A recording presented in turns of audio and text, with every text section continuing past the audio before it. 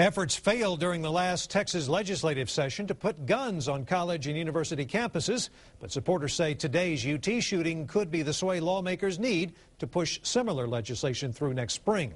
State Representative Joe Driver, a Republican from Garland, tells KXAN he's had plans to do just that even before today's shooting.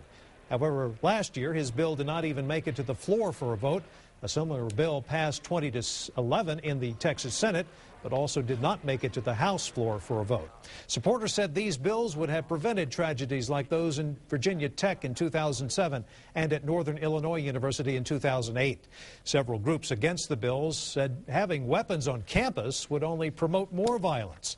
At UT, the Faculty Advisory Council, Student Government, and the Graduate Student Assembly, all passing resolutions against the bills. But today, even before police had given the all clear on the UT campus, the issue was already back on the front burner. All new at 6, KXAN's Jim Swift brings us a sample of the debate to come.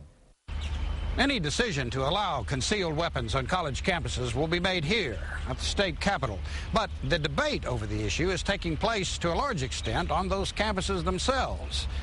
And the debaters are students. Until, the state legislature and the school officials start taking steps to make these gun-free zones gun-free and more than name only, they're stacking the odds against concealed handgun license holders who might otherwise be able to defend themselves. Austin Community College student Scott Lewis is also the Texas Legislative Director for a group called Students for Concealed Carry on Campus. Our organization was formed in the immediate aftermath of the Virginia Tech shooting. The fact that people in the legislature are sort of using this symbol that has emotional resonance with people, Virginia Tech, as a rationale for arming students, I think is just a little inappropriate. John Woods, now a student government representative at UT, was a student at Virginia Tech during that school's mass shooting in April of 2007.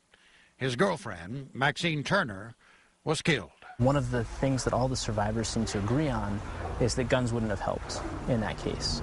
I haven't talked to a single survivor who said, gosh, I really wish I was armed that day. That's what concealed handgun license holders are taught. They carry concealed handguns to defend themselves and then their loved ones from an immediate threat of death or serious bodily harm. They don't act like amateur one-man SWAT teams chasing after bad guys. The police spent a really long time looking for a second shooter.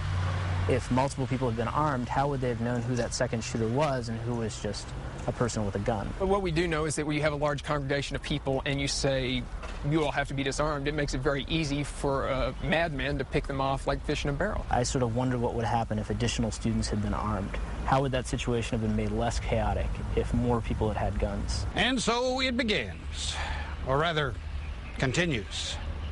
At the Capitol, Jim Swift, KXAN, Austin News.